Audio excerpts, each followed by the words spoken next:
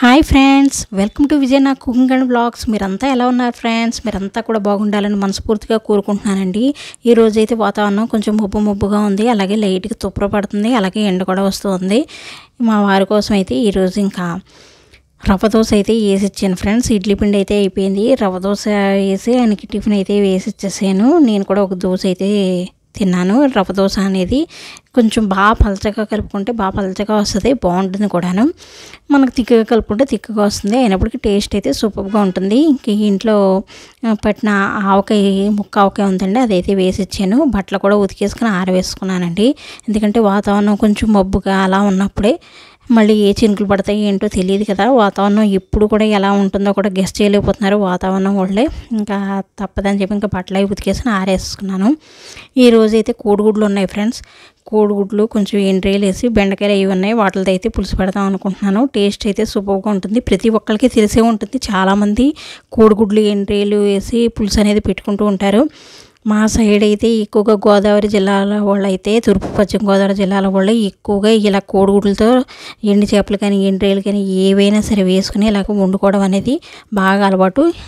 Daily రొటీన్లో వంటలు చేసేవాళ్ళు కంపల్సరీ ఈ ఎండ్రేలు అనేది ఎక్కువగా ఉపయోగిస్తూ ఉంటారండి. నాన్ వెజ్ ఎక్కువగా తినాలని అనుకున్నప్పుడు ఇలా పచ్చిరొయ్యలతో కానీ ఎండు చేపలతో కానీ ఇలా వంటకం చేసుకు తిన్నట్లయితే టేస్ట్ బాగుంటుంది కదండి. ఏ కర్రీస్ అయినా వండుకోవచ్చు, అంటే వెజ్ ఏదైనా సరే కూరగాయలు ఎందులో అయినా సరే వేసుకుని ఇలా ఎండు చేపలు కానీ ఎండ్రాయిలు కానీ వేసుకుని తినడం వల్ల ఆ నాన్ వెజ్ తిన్న ఫీల్తో చాలామంది ఇలాగ వండుకుని తింటూ ఉంటారు. మా ఇంట్లో అయితే కోడిగుడ్లు ఎక్కువగా నేను వండుతూ ఉంటానండి, ఎగ్గే. ఎందుకంటే నేను ఎండ్రాయిలు ఎండు చేపలు అంతగా తినడం నాకు ఇష్టం ఉండదు. ఎందుకంటే అవి చాలా వరకు తక్కువగా తినడమే మంచిదండి. హెల్త్ పరంగా చూసుకుంటే ఎండు చేప అనేది పూర్తిగా అవాయిడ్ చేయాలి. ఎందుకంటే ఎండు చేప ఎక్కువ తినడం వల్ల పుళ్ళు అనేది ఎక్కువగా వస్తుందట, అందువల్ల దానికి దూరంగానే ఉండాలి. ఎండ్రాయిలైనా మీరు కొంచెం హాట్ వాటర్లో వేసుకుని ఒకసారి కొంచెం బాగా శుభ్రంగా కడిగి తీసుకోవచ్చు, కానీ ఎండు చేపల జోలికి అయితే వీలైనంత వరకు తక్కువగానే తినడం అయితే ప్రయత్నించండి ఫ్రెండ్స్. ఇది నాకు పెద్దవాళ్ళు చెప్పారు, నేను తెలుసుకున్నాను కనుక మీకు చెప్తున్నాను. ఇది ఎంతవరకు కరెక్ట్ అనేది నాకు తెలియదు. ఇది కరెక్ట్ అనిపిస్తే కనుక, మంచిది అనిపిస్తే కనుక దాన్ని పాటించండి.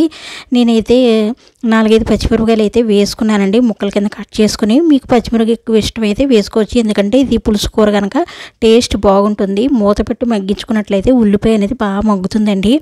ఎండ్రాయిలు కానీ లేదా ఎండు చేపలు కానీ ఏ కర్రీ అయినా సరే వండుకునేటప్పుడు మూత పెట్టి కనుక మనం వండుకున్నట్లయితే చక్కగాను కూరగాయలు కానీ ఏవైనా బాగా మగ్గుతాయి.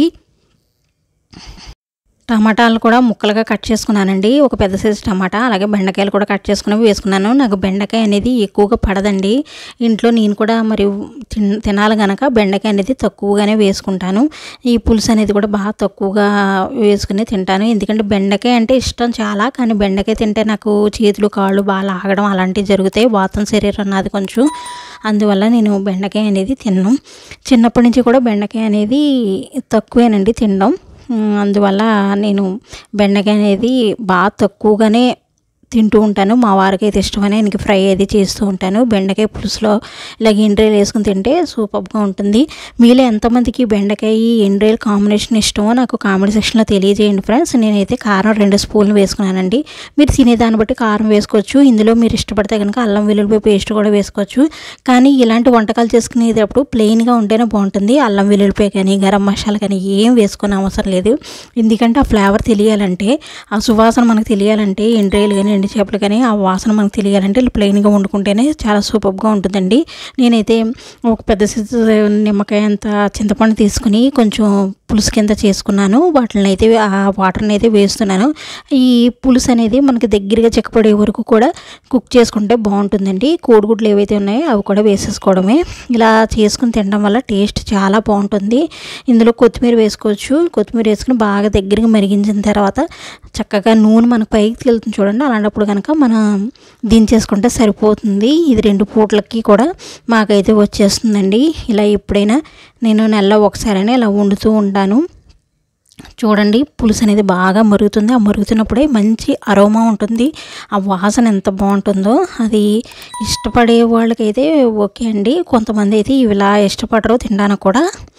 కొంతమంది అయితే ఎక్కువగా ఇష్టపడి తింటూ ఉంటారు. మనం పచ్చిరొయ్యలు ఎండ్రేలు మన పచ్చిరొయ్యలు తింటే ఎంత ఇష్టపడతామో అలాగే ఎండ్రేలు సువాసన వేరేగా ఉంటుంది, పచ్చిరొయ్యల వాసన వేరేగా ఉంటుంది. అయినప్పటికీ దీని రుచి మాత్రం సూపర్గా ఉంటుందండి.